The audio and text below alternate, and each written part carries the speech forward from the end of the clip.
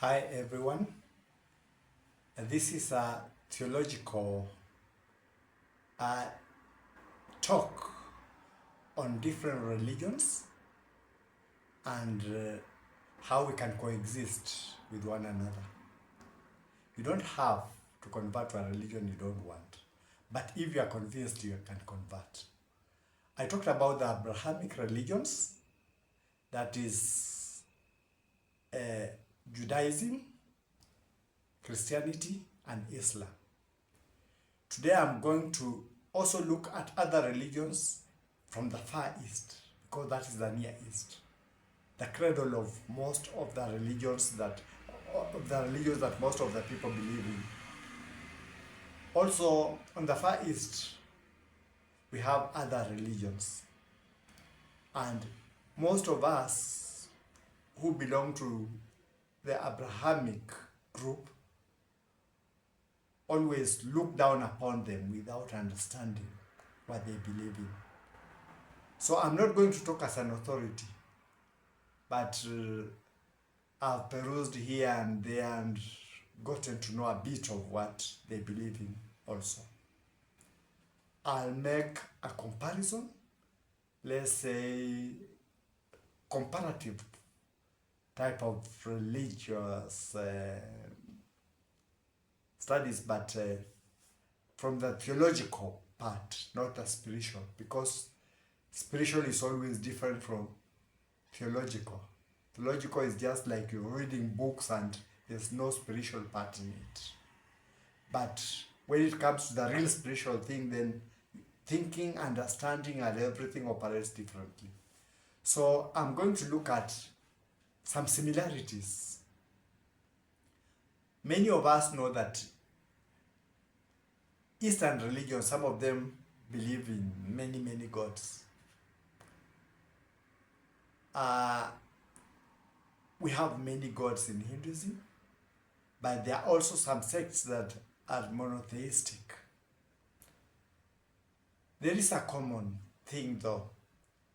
They all believe in one creator God, whom they call Brahma. We in the Abrahamic religions also believe in one God, the God of Abraham. You can put in the name that you subscribe to, because we also get our own controversies out of that, but it's just the God of Abraham. Fit in your name. So in these other Far Eastern religions, we have a religion like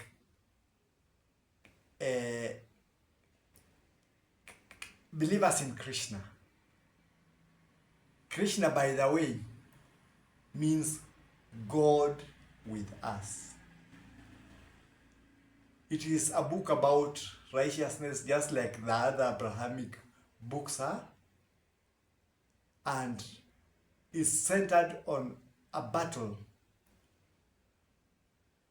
in the battle of a place called Kurukshetra, because the Kurukshetra battle was a battle between two families, where a king had died and left the brother to take care of the kingdom for the sons, but it became difficult for the brother to relinquish. So when the sons grew up, the brother wanted his son to inherit, but the right position was that the sons of the dead brother were the ones to inherit.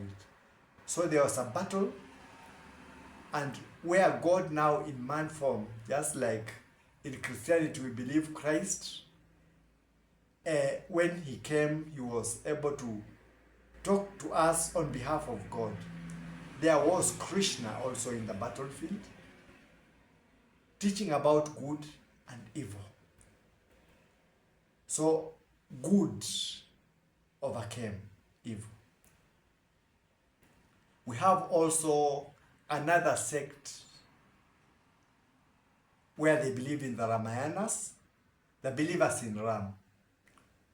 Also in this book, there is a fight of good against evil, where the demon king Ravan kidnapped the wife of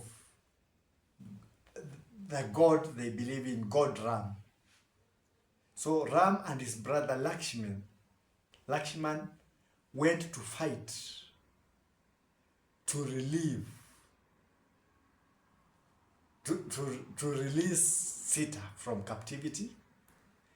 And there were a lot of righteousness teachings in the process. It culminated in the defeat of Ravan, and that is when people who believe in Ram have the festival of lights, or Diwali. We also have Buddhism, a belief in ethics and nature.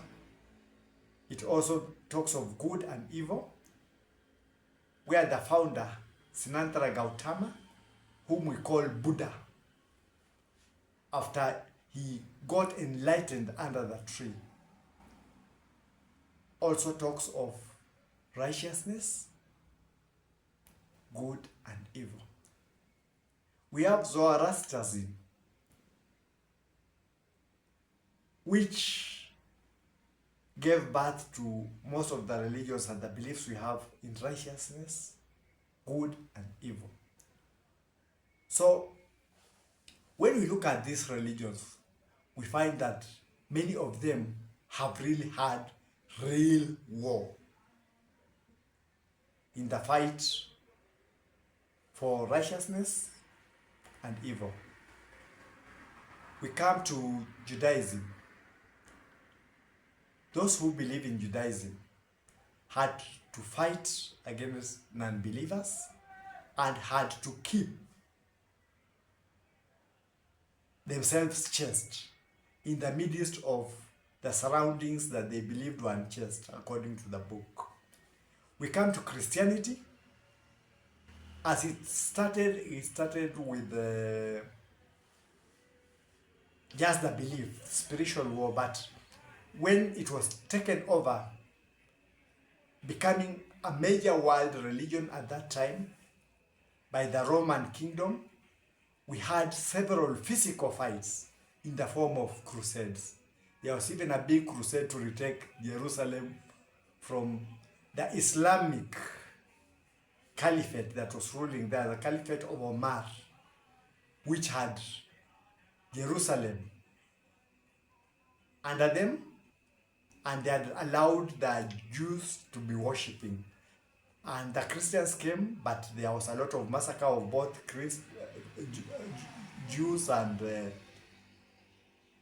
Muslims in the process of retaking. For those who came to retake, they believed that those ones were not also believers, so there was a lot of bloodshed. So Islam also, the founder Muhammad, we also found that he had also to wage war against evil, and it was also physical, the jihad. So what we find out is that all these religions have been engaged in war, physical war, one form of one or another, war against evil, trying to convert the infidels into being believers. That has also occurred in the Eastern religions. So my talking about this is to make us have cohesion, though we believe in different visitations, we can coexist. We believe in our beliefs and also try to understand what they believe in so that we don't write them off as non-believers, but we can talk to them. Those who want to convert can convert to whatever branches we believe, and we should avoid hostilities because we are always hostile to them and they are also hostile to us because they also don't understand us. We should express ourselves to one another, let them know our beliefs. Those who choose to can join us, and those who don't choose to, we can coexist in peace. both with them, knowing that they believe in God and we also believe in God. Our faiths may be different, but it should not be a cause for chaos amongst us. So those who belong to the Abrahamic religions, we have cohesion, and we have to learn also to coexist with others who don't belong there. And I'm also making a call for those who don't belong to the Abrahamic religions to also understand those who belong to the Abrahamic religions, so we coexist with one another. Conversion is a personal issue. You cannot be forced. But one can at least preach to you about this. If you like, you can convert. If you don't, retain yours. We live in peace, we live in cohesion. That's what I wanted us to understand about all these religions. We say we cannot be able to put God in a straitjacket because his visitations began before he reached us. Abraham and the others before that time had their visitation. Then Abraham's visitation is the one we belong in. And those three religions that we have belong to Abraham's visitation at different times also. That's why they are different. That's why we also have to understand one another. That is my talk, my take for today on religions. Let's learn to coexist with one another. We may not think alike, but we believe in God from different visitations. That should not be a problem of us not existing and a problem for wars around the world. Be blessed in your belief in your visitation. Have a nice day.